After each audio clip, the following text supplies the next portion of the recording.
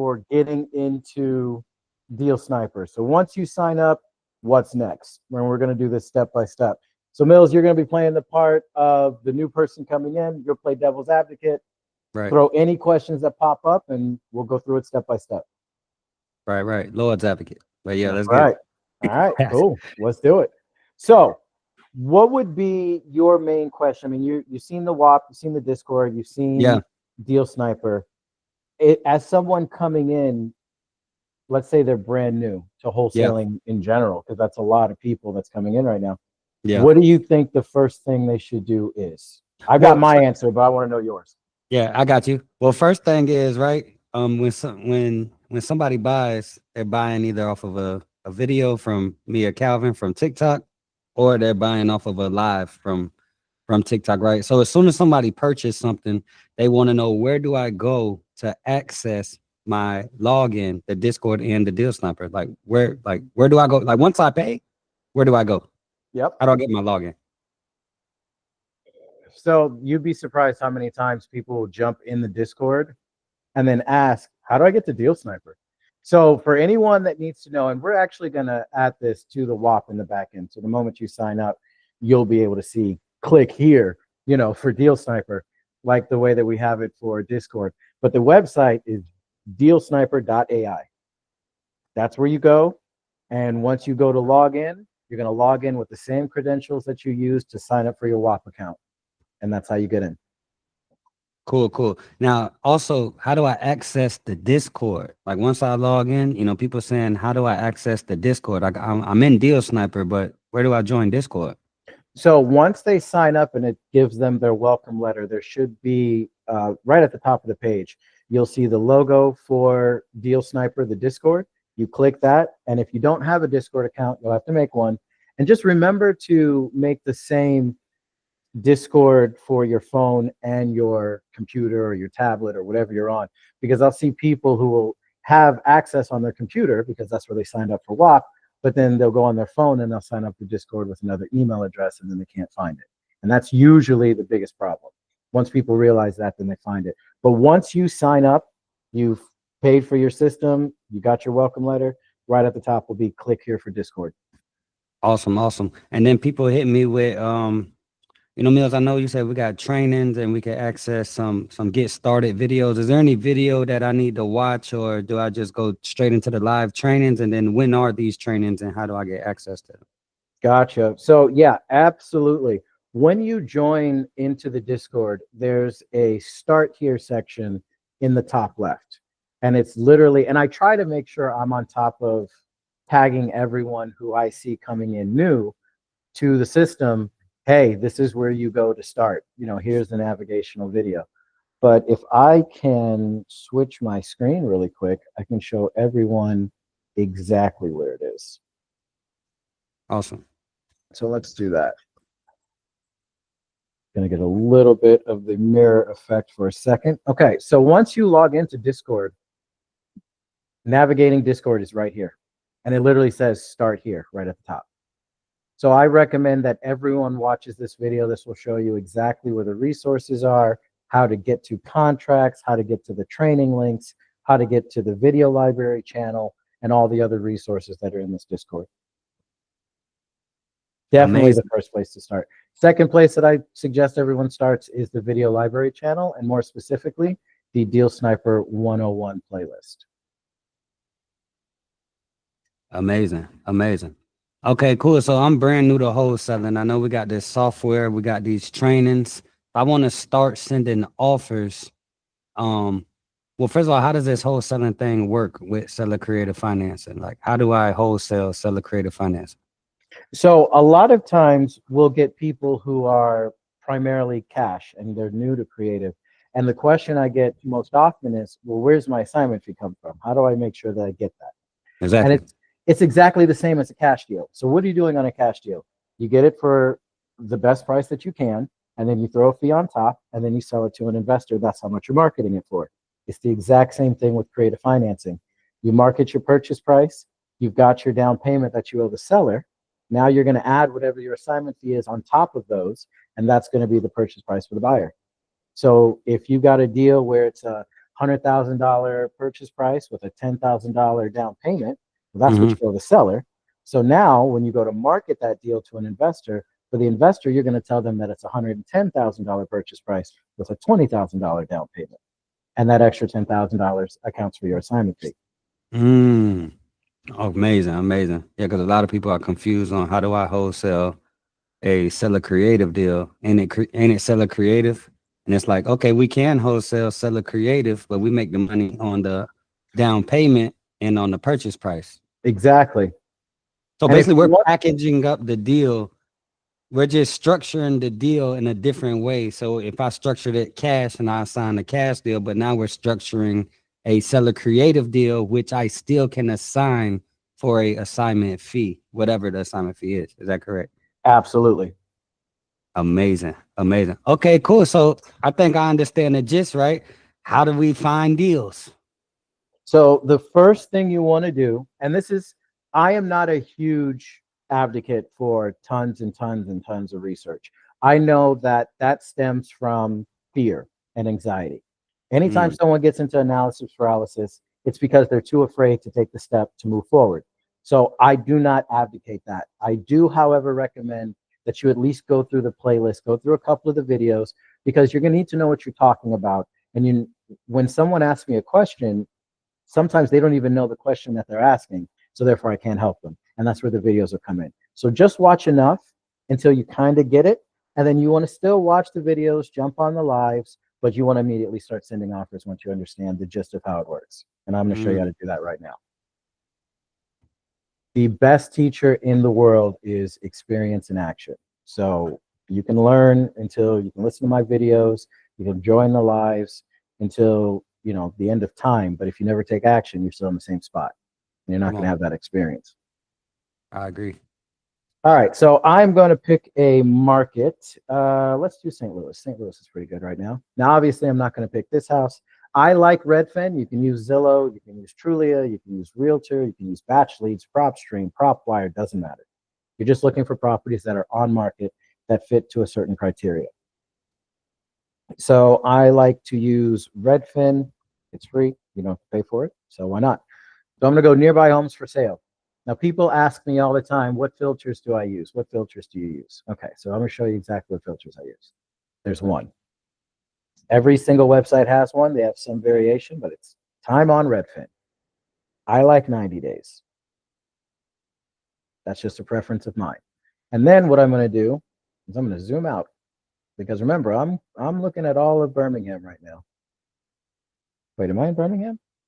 Oh no, I'm in Missouri. Yeah, that's right. I'm in Missouri. So I'm looking at all of St. Louis right now. So right now, I have about 900 properties that I can put offers in on, theoretically. So now the next thing I want to do is I want to sort them out and just start going down the list. So I'm looking for a property that's in move-in ready condition. Looks good to me. Doesn't have to be flipped. Doesn't have to be perfect. But what you're looking for things that are not broken. Buy and hold investors, and Nils, correct me if I'm wrong, but they don't want to put a lot of money into the property. They would like to get a tenant in there as soon as possible so they can start earning that cash flow. No, that sounds right. Yep. Okay, so this one looks good to me. So I'm going to grab this one here. I'm going to double check how long has it been on market. 89 days. Perfect. So I'm going to take the address, bring it over to Deal Sniper. I'm going to paste it in. Deal Sniper is going to scrub the numbers. It's going to pull rental information. It's going to pull the taxes. It's going to pull the insurance. So this is a condo. When it's a condo, you got to look for HOAs. It's listed for $275,000. Does the property have a mortgage? I have no idea. Now, people ask, should I look it up first to see if they have a mortgage using PropWire or Batch Leads or whatever? You can, but it's going to slow down the process for you. And I will tell you this, that if a real estate agent or a seller is interested in a creative offer and there's a mortgage, they'll absolutely tell you so that you guys can work something else out. All right, now here's another thing that I always recommend that everyone does. Clean up your numbers. So it generates the offer for you, but when you're thinking of Deal Sniper as a tool, it's an amazing tool. But when you get to this part here, it's a calculator. So it's going to give you the exact numbers, dollars and cents. Well, could you imagine, put yourself on the buyer side, I'm sorry, on the seller side, if you're like, hey, I'm going to give you a monthly payment of $689.72. Like, that doesn't make sense. I'm going to give you a purchase price of $302,000 and $390. That doesn't make sense. So what we're going to do is we're just going to clean up our numbers. So I'm going to make that 300,000. I'm just going to round this to 700, and I'm going to make my down payment 20,000. Now that's much cleaner, and it doesn't look like a computer did it. So now, once I have this deal in, now Deal Sniper is telling me, I'm going to explain to people how this works because I get this question a lot, and Mills, I'm sure you do too. Estimated assignment fee. This is doing very simple math. This is saying that if we get this deal under these terms, then you can get what's left of what we could get for the percentage for our maximum entry fee. Let me explain. The max that we can do on a down payment is 10% of the purchase price. So in this situation, that would be $30,000.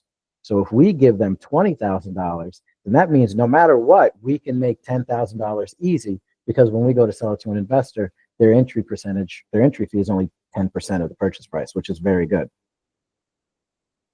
So a lot of people miss that. And again, I'm sure you get this question a lot too. And then again, with this one, this is a condo. So we probably want to look in to see if this condo would have any issues with tenants. Probably not, but you want to call and double check just to make sure if it gets to that point. And then all you do after this is go back to the listing, and under the about this home, you will always find who is listed the property.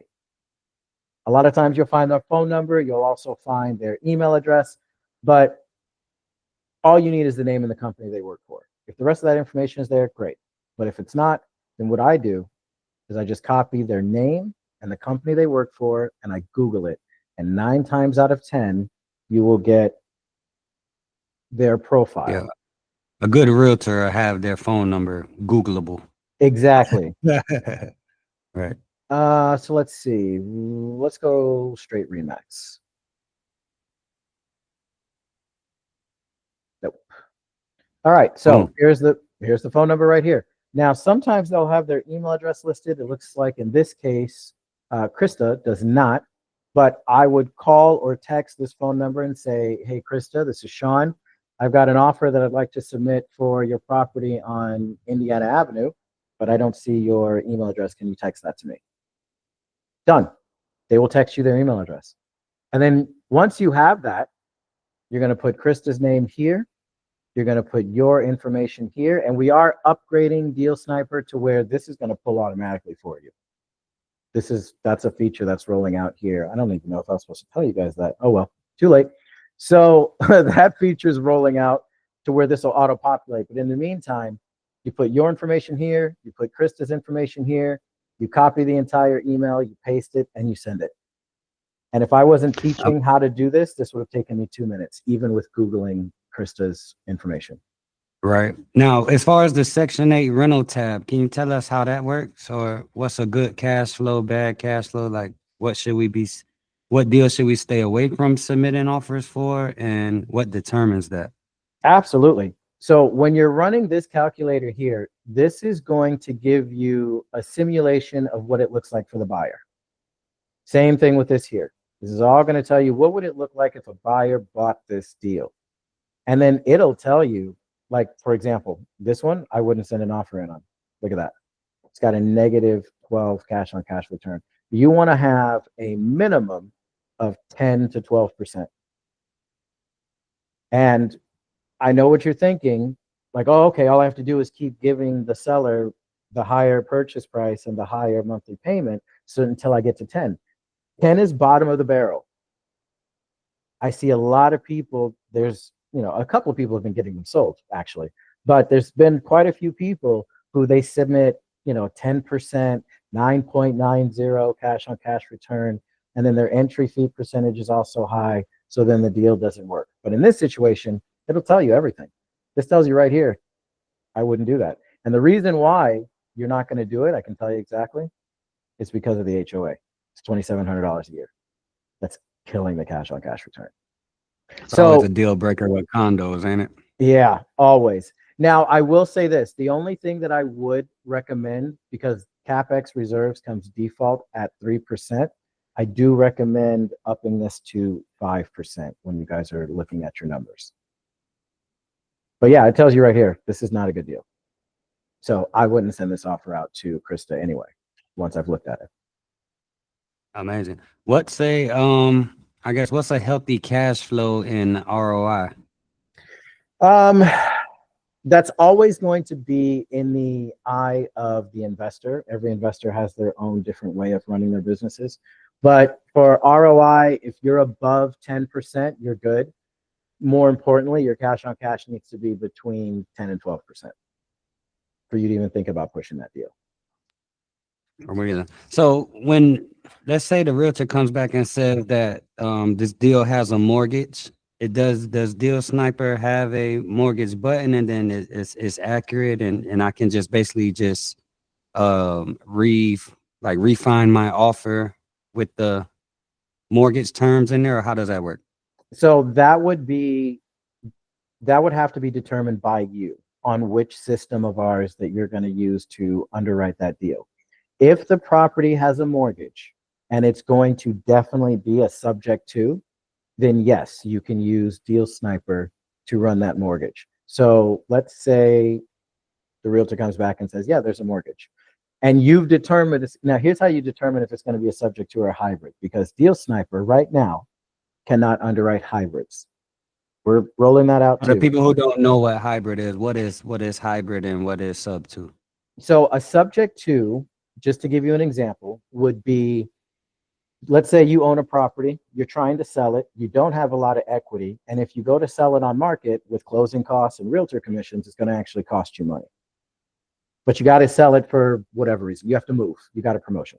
So I would come in and say, look, here's what I'll do. I'll subject to your mortgage. And subject to your mortgage is just a fancy way of saying I'll make your mortgage payment for you. It's still going to stay in your name, but I will make that payment for you. And then I'll also give you a lump sum of money when we close so you can pay for the move or whatever the reason is, the motivation for selling. So subject to just means we're making that mortgage payment for them, or not us, but the investor. A seller finance means there is no mortgage and we're negotiating those terms with the actual seller. A hybrid is when we put those two together. So a hybrid is when they have a mortgage, but they have a lot of equity that they want. So what we're saying is, okay, we'll make your mortgage payment, and then we'll also give you monthly payments to pay you for your equity over time, and then we'll still give you a lump sum at closing. So it's a combination of the two. Nice, So nice, amazing. if Now you go ahead. if you determine that the property is a subject to, meaning they don't have a lot of equity or they're not expecting to get that equity, then you can run it through Deal Sniper. And all you would do is put in the mortgage balance, and then you would put in whatever their monthly mortgage payment is. In this case, I'll just say it's $850. You hit submit, and it'll generate everything for you.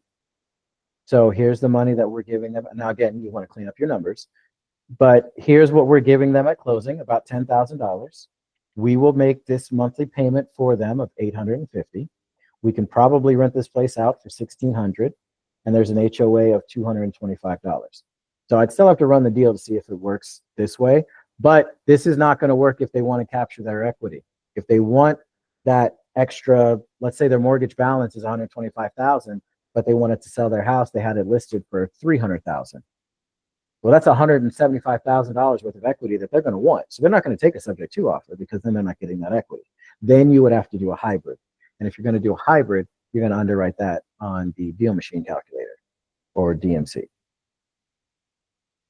And all you would do is put in their mortgage information, same as Deal Sniper, monthly payment, interest rate, and then you put in the down payment that you guys agreed on, and then that'll determine what your seller finance amount is, whatever's left. So, for example, let's say they were selling their house for $300,000. So what I'm going to do is I'm going to figure out, well, let's use the one from last time. So $125,000 balance. Their monthly payment is $850. Interest rate is 2.5%. We'll give them a good one. And then they want to sell their house for 300,000. The most we can give them is 10%. So across the board for all creative financing deals. So let's start off at 20,000 for negotiating. So we'll give them a $20,000 down payment. So now we have to figure out what's left. So you just bust out your calculator. You put $300,000. That's the original purchase price. You subtract the mortgage, 125,000. You subtract the down payment, which is 20,000, and what's left is $155,000. That's their equity that we're going to be paying them for monthly. And then for sake of example, I will say this property rents for 1,600. Done. So now when I go to hybrid and I put in their monthly mortgage payment of 850, here's my cash on cash return, but that's just covering the mortgage. We also have to account for what we're giving them monthly to start chipping away and paying that. So let's start with 500 bucks. That works. Let's start with, let's do 850. That works. So in this situation, I could tell the seller, hey, here's what we'll do. I'll take over that mortgage payment for you, or my investor will. And then on top of that, I'll give you an additional $850 a month. And we'll do that for the next 5 to 7 years. And then whatever the balance is, I'll pay you off. That's a hybrid deal. You explained that beautifully. Thank you. Did that make That's gonna help sense? out a lot. That makes Okay, so good. much sense. Yeah, you did it perfectly. And then for those who need to run it back, they can just run that back. Cause I don't think there's a more perfect way that you did that. Yeah. Awesome. So yeah, Amazing. so back to your original question though, Deal Sniper will underwrite subject to deals once you've identified and confirmed that it's a subject to. And the way that you can tell is if there's more than 10% of a gap between what they were listing the property for and what their mortgage is, it's a hybrid. If it's less, if their property was on the market for 200,000 and their mortgage is 180, that's a subject to. If their property is on the market for 200,000 and their mortgage balance is only 80, then that's going to be a hybrid because the gap is too big. We can't give them the difference as a down payment. So now we have to break it up. Facts. Amazing. Amazing. Thank you so much for that. Because even myself had a little math issue with taking a subject to deal and then seeing how to make it a hybrid deal and how to make it make sense. But you just took the numbers, you did your 10% rule, and then you put it into Deal Machine and see what can I pay additionally as a monthly payment to the seller that still would make sense for both parties. Absolutely. And you can do the exact same thing with a seller finance and any deal, whether it's a hybrid or a seller finance, you can do the exact same thing. Let's say you talk to them and they say, hey, I like your deal, but 850 isn't enough. I want $1,000 a month on top of the mortgage. Well, you just put it in the calculator. That technically works, makes the deal a lot uglier, but it technically works. So yeah, this calculator can absolutely do that. And you can do the exact same thing for seller finance. If you have a deal where the real estate agent says, hey, we like your deal, but we want more of a monthly payment. Let's do 235. Do 15,000. Okay, and that part doesn't matter. Oh, yes, it does. We'll do the same thing. We'll do 1,600. So here's the deal, right? You put in your numbers. I'm just going to make up the taxes for this one. We'll do 1,800 and 1,200. Okay. And then let's say Deal Sniper said we're going to give them 500. Man, we'll do $500 a month, right? So there's your cash on cash return at the Deal Sniper numbers. And let's say that the realtor says, hey, we like your deal. We're okay with the down payment, but we want interest on the deal. Okay. Well, how much interest do you want? We want 5%. So you go to the calculator, you put in 5%. That makes the payment $1,261. So now you got to do is change the new payment from 500 to 1,261. And as you can see, that deal does not work. So now you can go back to the real estate and say, you know what? My investors need to be able to cash flow in order for them to be interested in purchasing the property. And as you can see, I mean, I send real estate agents screenshots of this all the time. Here's why your deal's not selling, because nobody can make any money off of it. So they're just going to go buy a deal where they can make money. So if we can work on these terms, I think I can get it sold for you. That's what I I do. love that rebuttal. That's an amazing rebuttal. I love that. So yeah, the calculator is awesome. And on both sides, and again, I don't know if I'm supposed to be giving this information away or not, but we are going to be absolutely integrating the entire Deal Machine calculator into Deal Sniper. So it'll all be Ooh. one shot right here. Price going up. No, I'm playing. It's going to have lots of automations. Just there's going to be a lot of stuff that we're adding to make this as easy as possible. All you guys or all anyone would have to do is consume the information so they could understand what they're doing and then actually pull the trigger and do it. Right, because we are getting better, right? With just filling in the gaps. Like I noticed we didn't originally have a balloon offer, right? And now we have a balloon offer. You get what Yeah, I'm saying? yeah. And here's the thing with balloons. Hopefully, everyone gets to have an example of this on their own deal. But your balloon threshold is going to be based off your purchase price. And keep in mind, this rule that I'm giving you is for my disposition team. If you're going to dispo the deal yourself, you can absolutely change the terms, do 12% down. I don't care. I'm giving you information based off of what my team typically moves. And when it comes to a balloon, investors don't really like balloons. Sometimes they work out just fine and investors don't care about them, but sometimes they do. And here's why. The deal that, let's say we sold this deal to an investor. Forget about the HOA for a second. We'll just get rid of that. So let's say no HOA, no issue, deal cash flows, we're good. They're going to be paying, what did we come up with? Oh, yeah, we'll use this deal. So they're going to be paying $500 a month at 0% interest, cash flowing $7,320 a year. Once they have to do a balloon to pay off the rest of this balance, what do they have to go get? 9 times out of 10, they have to go get a mortgage. They're going to have to refinance a new mortgage. Yeah. Yeah. So it's going to have interest, which may or probably will go up on the payment. And now they're cash flowing a lot less. Right. It's going to be worse. Yeah. So that's why investors like long balloons or no balloon, because it's a better deal for them. But at the same time, you have to make sure you're taking care of the seller, and nobody wants to wait that long for their money. Right, so exactly what we have found is that if you're under $150,000 purchase price total, you can probably get away with a 3 to 5 year balloon, no problem. If you're over that, you want to be at about a 5 to 7 year balloon, all the way up to about $350,000. And if you're at the higher end of that, you want to be at a 7 to 10 year balloon. And then anything over $350,000, your balloon ranges need to be according, 12 to 15. And then if you're brave and bold and you want to go to a multi-million-dollar property, then you're looking at a 15 to 20 year minimum balloon. Most of the time.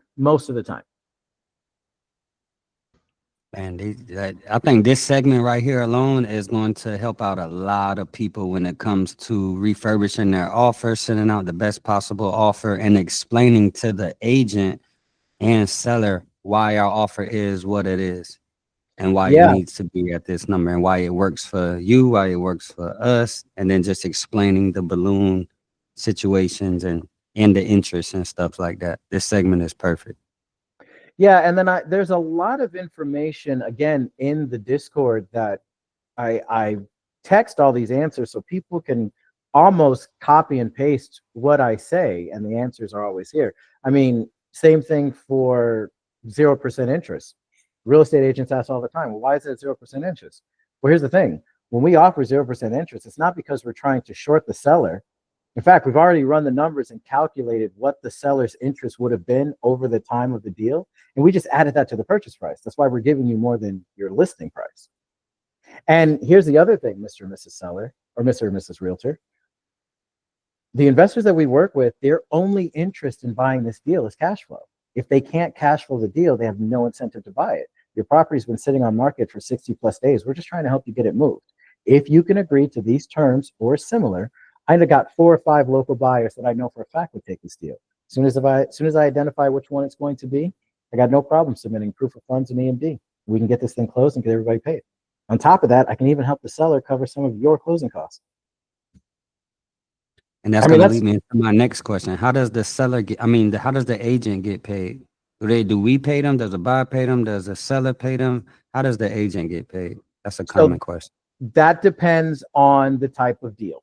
So let me kind of break that down a little bit. When I say on the type of deal, we can pay realtor commission on any creative deal. That's not a problem.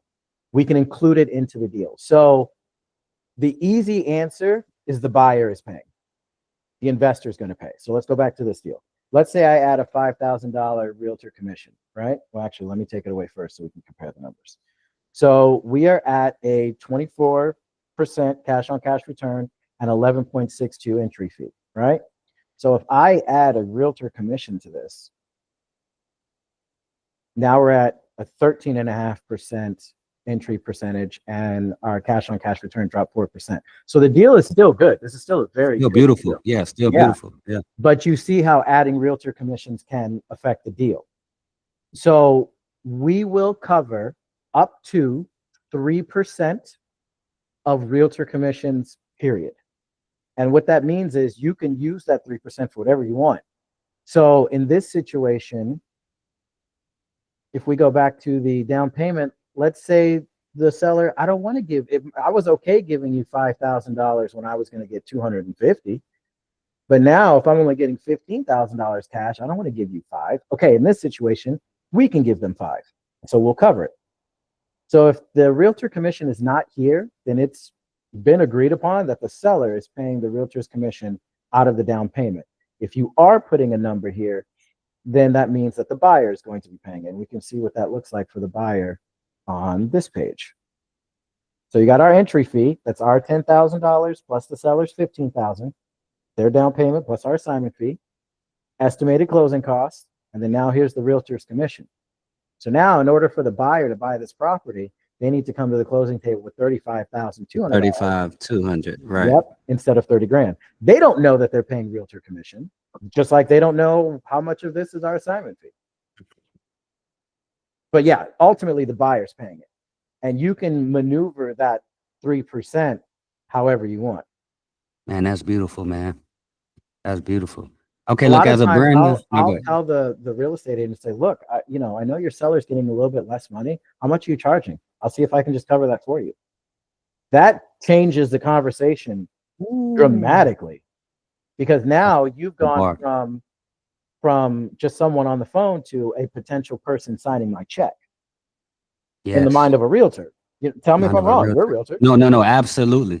Absolutely. Now it's like instead of me just doing everything that benefits you, you're actually trying to benefit me. Yeah. And if it works for the deal, I have no problem putting realtor, just like this deal. This deal's beautiful. I would have not that I would have a problem if the numbers weren't as great. If the deal is movable, I have no problem paying a realtor their commission. Let's get everybody paid. There's enough to go around. Man, I need you to jump on the phone with a realtor I'm working with right now who asked about the realtor commissions. Man, let's split it, man. Let's do it, Sean. Whatever you need, dude, I'm here. That's off topic. Let's get back.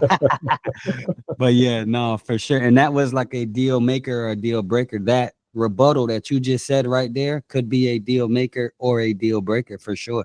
Yeah. And what a lot of people don't realize, and they don't realize it because they don't, if you can do anything for your people that you're bringing to Deal Sniper, tell them to watch the navigation video. Because the cheat sheet channel, anything that I have ever said where I was like, or someone else was like, "Ooh, that was good," I wrote it down and put it in the cheat sheet channel. You literally this is copy and paste it. Yeah, and this is one of those moments too. I'm gonna go back in that. That's amazing. Yeah, we send the people to that. Yeah. All right, Send them there so they can navigate the Discord. They'll find all the resources and everything that they would need to have a conversation. Check it. Realtor hits me back right and says, send your proof of funds. I'm brand new. I don't have a proof of funds. How do I what do I do with that? So I get that so much because, your real estate agents are supposed to get proof of funds. That's how they know if someone's legit or not. So that is when I lead into the fact that I'm a wholesaler, because up until this point, unless I've been directly asked, "Are you a wholesaler?" I don't mention it. I don't mention it at all. I don't say I'm not. I don't say I am. Now, luckily, I can technically say I'm also an investor and not be lying, because I'm really big on not lying. But here's what I do when I use the proof of funds as my perfect gateway to get them into the idea that I'm going to be wholesaling the property. Absolutely. I'd be happy to provide you with a proof of funds. Let me explain a little bit how I work. I've got about 9 investors local in St. Louis that only deal with me. They actually hire me to go find property so that they can cash flow. If we can get this property locked up with these terms or very similar, I got a little bit of wiggle room, not a lot, but I got a little bit. I know for a fact 4 or 5 of them will be jumping on this deal. As soon as I've identified which one is going to move forward, I had no problem giving you their proof of funds, and we can submit EMD within 48 hours. I just need 2 weeks to give them time to do their due diligence. That's it. I just did 2 things. I said I was a wholesaler without saying I was a wholesaler. And I completely agreed with them. Yeah, I'll get you your proof of funds, no problem. And it made sense. Yeah, as soon as I figure out which one of them wants to actually move forward, no problem. Here's your proof of funds and EMD. We're ready to go. And then on top of that, Mr. and Mrs. Realtor, I have no problem adding your commission to the purchase price. How much are you charging? I want to make sure you get paid, so you can double in this deal if you want to. Doesn't matter to me. My buyer's paying. Ooh, don't give them too much, son. That's heat. That's Well, heat. I don't gatekeep nothing, dude. You know me. I don't. No, I'm saying that's heat. No, that's heat. We need that. That's heat. Now, I want to make something very clear. The pauses that I put in, the stuttering that I put in, that's all intentional. Tonality. Yes, Yeah, exactly. I want to make myself appear professional, but not a threat. I am not a threat to you, because if you think I'm a threat, you're not listening to what I'm saying. You're trying to read between the lines. There's nothing between the lines. Listen to what I'm saying. And in order to do that, I got to make sure the guard stays down. You can only do that 2 ways. Posture yourself as not a threat, or you posture yourself as a super authoritative figure. And since people coming into this Discord are a little new, I don't think that's the route they should go.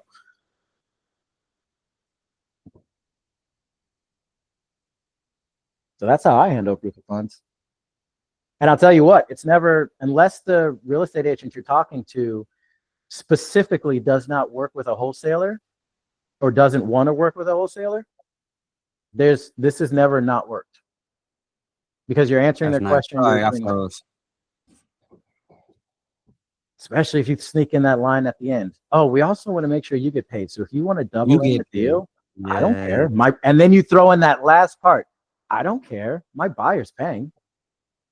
Ooh, see, because a lot of new people are scared to either say they're a wholesaler or don't know the correct way to lead in to be transparent, and so they just go lying. And me and you both agree that lying is not the answer. Being truthful and transparent in a way that, like you said, brings their antennas down to let them know, okay, I'm not a threat. I'm not just trying to lean the deal on my side or play middleman, but I'm playing the role of someone who can provide a service, someone who is valuable.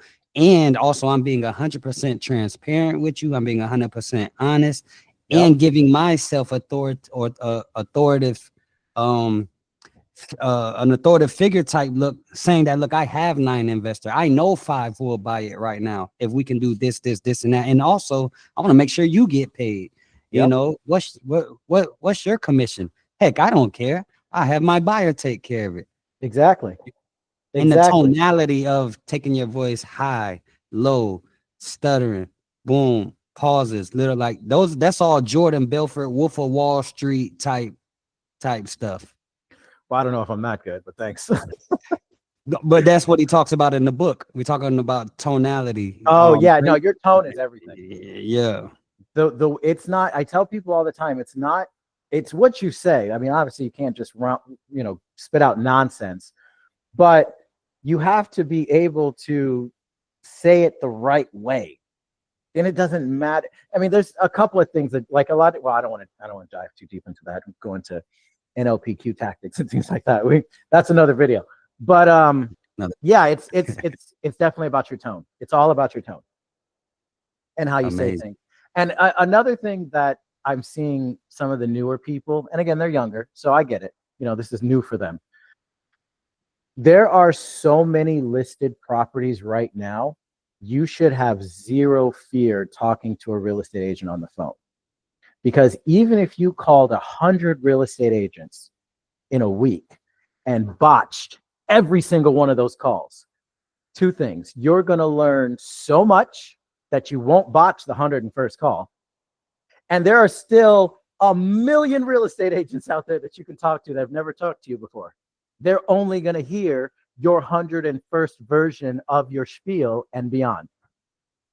So there should be Which is a lot no better fear than your getting on the first. phone. Exactly. So stop being afraid to talk. Sean, I'm going to call a realtor. I don't know what to say. I don't know what the realtor's going to say. Like, I can tell you what to say once they've told it to you, but I can't tell you what they're going to say. Well, I'm scared of what? Even if they say no and laugh you off the phone, so what? You still got a million real estate agents you can call that have never spoken to you, have no idea who you are. Fresh start, a million times plus. Stop being afraid to get on the phone. Nothing bad's going to happen. Nobody's going to kneecap you. That is facts. That is facts. Okay, let's get to the next question that I get a lot. All right, hit me. I get, okay, they they like my offer, but they're telling me to send it in writing. Where do I get a contract from? How do I write this contract? Like, this is my first time. How do I write a contract? Where do I get a contract from if they want me to send a offer in writing instead of email form? Gotcha. So when people send me that question, and like I said, you're a realtor, so please correct me if I ever get any of this wrong. But 9 times out of 10, if they want an offer on writing, that just means they want a contract or an LOI, a letter of intent, right? So the contracts are in the Discord channel on the left towards the bottom. Every contract has its own channel. There's one for cash and seller finance. There's one for subject to and hybrids. There's assignment contracts. There's JV contracts. And there's a video showing you how to fill each one out step by step. It's all in the Discord. That's amazing. Nope. That's amazing. No paywalls. And so how do I get them to sign it virtually? Do I have to have a DocuSign? Is there some, like, how do I get them to sign it virtually? There's a few ways that you can do that, but that depends on the situation that you're in. So if a real estate agent says, send me your offer in writing, yes, that's a good sign because it's not an automatic no, but that doesn't mean they're ready to move forward. So you're not sending them the contract to gain a signature. You're just sending them a contract so they can look at it and go over it with their seller. Then if they want to move forward and they tell you, and you're sure, like, okay, yeah, we'll take your offer. It looks good. You simply ask, hey, what's your seller's email address so I can send them a signable copy? That's the one that you put into DocuSign, DocHub, Adobe, whatever you're using to send out a contract with signature. I recommend DocHub or DocuSign. They're both identical and they're pretty cheap. What do I do if an agent wants me to sign their purchase and sale agreement? Oh, that's a good one. So that's okay. A lot of real estate agents, either because of routine or how they were taught, or even the local law, depending on the state, have to use a certain or want to use a certain contract. That's absolutely fine. As long as you have already had the conversation about the fact that you've identified yourself as a wholesaler, they know that you're not the end buyer, then you shouldn't have any issues with this next part that I'm about to say, but you still want to go through every single contract coming from an unknown source, like a real estate agent, and make sure that it doesn't have these 3 things in it. 1, the contract is not assignable. You do not want to have that in the contract that you're obviously trying to wholesale, because that means you can't assign it to a buyer. If the real estate agent put that in there after you identified yourself as a wholesaler, chances are it's probably just an accident. Let them know. They'll either tell you to cross it out or they'll cross it out and resend you a new one. The next thing, EMD is due in 72 hours. I'm a huge advocate of don't spend your own money if you don't have to. OPM, other people's money. The buyer is supposed to put that down.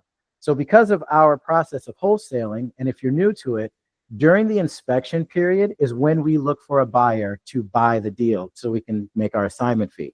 If we don't find a buyer during the inspection period, that's when we call the real estate agent or the seller and let them know, hey, we pushed it to our investors. I guess I was wrong. They weren't interested. Here's some feedback. Here's why they weren't interested. Here's the highest offer we got. Can we make this work? And then depending on that answer, you pivot left or right. So you want to make sure that the EMD isn't due until on or before the end of the inspection period. That's how it should be worded. And then the last thing, you want your inspection period to be ideally 14 business days. 7 business days is usually our minimum. And you want to make sure it's business days, not calendar days, because it gives you more days to find a buyer. A lot of people don't work on the weekend, but disposition teams, investors, you can work on the weekend to try and find a buyer. So if you get a 14 business day inspection period, it ends up being closer to 3 weeks, depending on which day of the week you had it signed. How would you respond to an agent who requests a EMD within the 3 days that's typically on the contract? How would you respond to that? I would respond to that by reiterating and maybe blatantly stating, if you hadn't already, that you're wholesaling the deal. And say, hey, you know, we charge the buyer for that, not me. I don't put that up. That's just not our procedure. I love that, John. I love that. As long as we can have the EMD due by the end of the inspection period, we're good to go. We can move forward. And if they hardline you on it, back to there's a 1.5 million properties listed, just move on to another deal. Follow up in a month if it's still listed. Hey, you guys ready to play ball yet? No? All right. Well, then I'm going to offer to your neighbor. You know, I don't know. Something like that. Just move on. There's too many properties listed to try and make a deal fit the mold. To pull somebody's. Yeah. Oh, yeah. I don't think selling is convincing someone to do something they don't want to do. I think it's convincing someone of something they already want to do to just do it with you. So if you have to convince them to take your deal and make this fit and make that fit, and it's already a stretch and a struggle, just move on. Too many properties listed. Too many Amazing. other people need help. Yeah, amazing. That's correct. Don't get caught up on one deal because you're missing the next one by hanging on to one that's possibly not even a good fit for both parties. Exactly. So as far as the numbers game, right? I get this a lot. How many offers starting out should I be sending out a day? And when should I expect, and I know it's numbers by numbers, but this is just what people say, right? How many offers should I be sending out a day? And what type of response rate should I be looking for as far as my yeses based on how many I'm sending out? Okay. So I'm going to try and make this answer not very long-winded. So I'm gonna give you the simple answer first. The simple answer is a minimum of 20 a day or some form combination to total 100 a week. Out of that 100, about 5 real estate agents will respond positively. Out of those 5, you should be able to close 2 to 3 a week, or get under contract 2 to 3 a week. That's the ratio.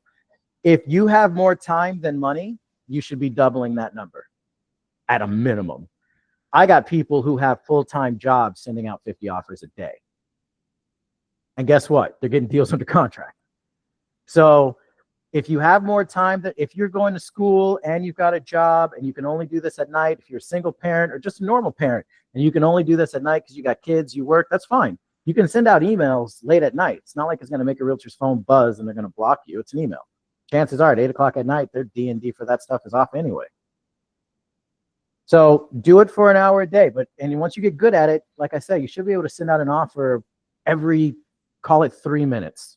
If you were really just working, you can get out 20 offers in about an hour and a half. And then you should be expecting about 5 responses that aren't no. And then out of those 2 to 3, yeah, let's sign. What do you think could give me a competitive edge to get more responses other than just sending emails? Should I call? Should I text to help my response rate? So here's what I keep in mind. I'm older, so I'm more old school. I would much rather, if I had my way, everyone send out an email, track it on the Google tracking sheet that's in the Discord, and 24 hours later, if you don't hear from the real estate agent from the day before, call them. Hey, Mr. and Mrs. Realtor, I sent you a property, or I sent you an offer on 123 Main Street. Here's the email address I sent it to. Did you get that? If you're not as, forward as that, then shoot them a text. Hey, I sent you an offer on this address. I sent it to this email address. Did you get it? Because right then and there, they'll tell you if you should waste any more time talking to them or not. And I don't mean waste time in a bad way, but time wasted is time wasted, is what it is. So if they say, yep, I got it, then they'll also say, not interested. Or they'll say, no, I didn't get it, but I'll check my spam. At least then you know where you stand. And then you can plan the rest of your day accordingly. That's what I suggest. Amazing. So once I get a deal under contract and I go to, I guess, Dispo it, what's the first step for Dispo? Do I come to the Discord? Do I start marketing it myself? And then if we JV, what's the splits? Okay. So if you're going to disposition your own deal, and I recommend that you at least do it alongside with whoever you have JVing with you. So what do I mean by that? So let's say you did it with my team. First of all, if you want to JV with my team, it's a 60-40 split if you're in the Discord community. We get 40% for dispoing the deal, you keep 60%. So for simple math, if it's a $10,000 assignment fee, you get $6,000, we get $4,000. That's what we pay the disposition team. If you're going to be JVing with us on a deal, then typically what I like to do, if the wholesaler is interested, I talk to a lot of wholesalers who don't want to do anything with disposition. They just want to get deals under contract and pass them. That's fine. You'll fill out the disposition form. You'll email or DM that to me along with a copy of the contract. My disposition team will generate disposition material, which is basically the flyer that we use to market the deal. And then we start to push it on all of our platforms and to all of our buyers that are interested in deals like that in those areas. And then I also give you a copy of the disposition material. And then I'll tell you where to post it. Actually, I already made a video on my channel showing you exactly how to disposition your own deal. Most people just get confused with the disposition material. So once we give you the template for that, I mean, ChatGPT is awesome. You know what I mean? You still have to copy it and disposition your own deal. And the idea behind it is, while you're learning how to dispo your own deal, if you find your own buyer, awesome. You get 100% of the commission. Nice job. On to the next one. Let's get it done. If not, then at least you have my team or another team backing you up. So, okay, you didn't find one, but guess what? We did. So you're still getting paid. Man, I think you covered all bases. I don't, if you could think of another. Other than like odds and ends, I mean, there's going to be a situation for everything. Every real estate agent is going to say something different. Every real estate agent is going to have their own issue with either the deal, the down payment, the balloon, or whatever. My suggestion is bring it to the Discord and ask, hey, will this work? And then I'm going to ask you, did you run it through the calculator? If you did, show me a screenshot, and I'll tell you if I think you can move it or not. Until you don't need me to answer this is just like that other deal I asked Sean about. Yeah, I can move this. Then you start to get the repetition. The idea is for you guys not to need me at some point. That's why I don't gatekeep anything. Now, Novation, I see this up here. What is Novation? How does that work with seller finance? Is it possible? Give me the rundown on Novation. And then I think. All right. So Novation, a Novation deal basically means that the seller of the property, and by the way, Novation deals only work on off-market properties. You cannot novate an on-market property because the very idea of a novation is to put it on market.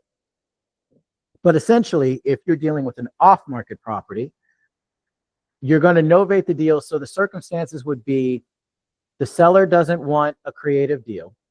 They want a cash offer. The property is in decent condition, still needs a little bit of work, but you would call it C+ or better. There's no structural damage. It's dated, but it's not broken.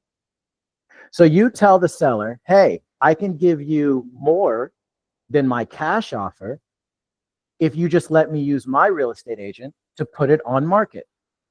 I'll cover all the closing costs. I'll cover all the realtor commission. You get whatever price we agree on. And then whatever is left, I'll use that to pay the closing costs and the commission. And then obviously I run a business, so I'm going to make a profit off of this as well. But we'll use my realtor. My real estate agent is a beast. She's fantastic at getting property moved quick. I'll send her to your property. We'll get a little evaluation done. We'll get your property listed. We'll do soft open houses. So we're only going to send people to walk the property that want to view it, who actually can close and are super interested, not just tire kickers. And that's it. We'll get the property sold for you.